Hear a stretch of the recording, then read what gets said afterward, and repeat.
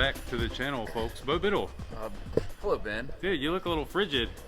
Yeah, I don't know what happened. Winter stayed with us, though it is late April. Today, we're with our buddy Hal. What's up, dude? How you doing? Man, we are good. We are ready to check out more Granite Garage Floors content. Super excited to get this next video out for these folks. So, when we left off with you, we had just finished the grinding process, and it was a little dusty, nothing too crazy.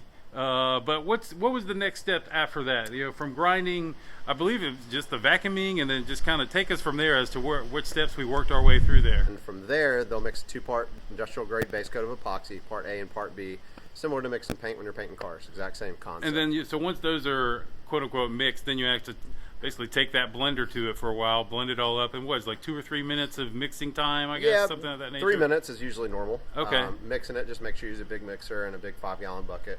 And then once you do that, you basically pour it directly onto the floor. We use brushes to go in around the edges. Use a squeegee to spread out that product, and then use rollers to level everything out. Right. Okay. And so, like, once it's all over the floor, and you've got complete and total coverage. From there, what's the next step as you continue in your process, I guess? So as soon as you get done rolling everything out, they've got special spike shoes they can walk on. Okay, perfect. And so they're not going to mess up or the imperfection, or not mess up the coating. They're not making imperfections in the concrete. So they'll broadcast decorative flakes directly into that wet base coat. We put down about 20 to 25 pounds per 100 square foot, which sounds like a lot. That is a lot. But it gives you a full flake broadcast across the entire floor. That's where we stop on day one. After day one, we'll come back that following morning, which is where we're at. Where we're at now. And so, like, everything's all been misted through the air and onto the ground, and now it's sat for a day or so, right? And then now, Bo Biddle, we're out here in this hilariously nice neighborhood doing some grinding. Or I guess scraping, I guess. Scraping. Yeah, so you're grinding, working, scraping. Yes. Same thing. Grinding the workout, but today it's actually about scraping, I guess, vacuuming, blowing, and then, you know, I guess we'll get to that final stage here in a second. But as you go through the process and they scrape and they go back and forth, you actually are able to keep some of this product that's kind of left over in a sense, right? You can. So the theory behind that is definitely those flakes that we throw out is overkill, but it allows it to give you a consistent finish across the entire floor, versus if you throw out half of those flakes, you could have imperfections or not full coverage. Right. So what we're doing today is scraping the entire floor to get all those loose flakes that do not fully adhere to that base coat.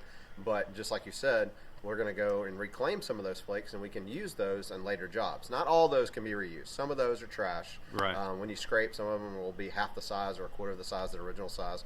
Those get thrown away or vacuumed up. It's like, at the very least, you get out of there with a couple buckets worth of extra, and it just kind of shows the whole, like, you're definitely going for overkill on that first layer, and then, like, as you go and remove, it's perfect, and you get a little bit left over for yourself, which is kind of a good way to keep money in your pocket a little bit there, right? Right. It helps us be able to keep the cost down a little bit. Yeah. There's, you know, everyone's got some different prices and whatnot, but it allows us to keep the cost down and be able to use those flakes at a later job. Yeah. Versus just throwing them all in the trash. Perfect. Okay, now, so all the flakes have been grinded out, and y'all have seen them all, they're vacuuming, and you've put them into boxes, and the process is about finished. And then now what's next? You get like a total clear coat for the whole thing, like you're saying, kind of paint related theories here? Yeah, exact same concept with the base coat, same concept with the clear coats if it's a different product. The top coat is a polyaspartic. It is also two-part component, part A and part B, mixed on site based on the square footage, put down the same way. The polyaspartic is just it's a UV stable clear coat, very scratch and abrasion resistant, very chemical resistant, oil, transmission fluid, fuel, whatever you want to call it, very resistant to all that stuff. So once you get those two mixed, then you just begin kind of a similar process as you did before, just spread it throughout the whole floor, right? And I guess one of the big points is making sure to get all the cut-ins right, done correct, and then I guess just like painting, Bo, you've done a lot of painting, right? I like to paint. I do like to paint. It's very satisfying. Well, That's and the why I was watching how these guys work, and all I wanted to do was like grab one of the brushes and just get to work on it. Yeah, once you mix the polyaspartic does sit up a lot quicker than the base coat does. So you definitely have a lot less working time than you do with the epoxy base. You got to get to it. You have to get to it. You can't mess around. And you know, once you pour it out of that bucket, that's when the clock really starts ticking. Right. Leaving it in a bucket for a little bit longer, you can have a little bit more working time. But you know, usual working time is anywhere from, depending on the polyaspartic you use, is from 10 to 15 minutes all the way up to 40 minutes, just depending on which one you're using. Most of the time, it's about 20 minutes or so. And then once it's all down, How long does it take to cure before you're walking on it? We got a visitor. Hey, buddy.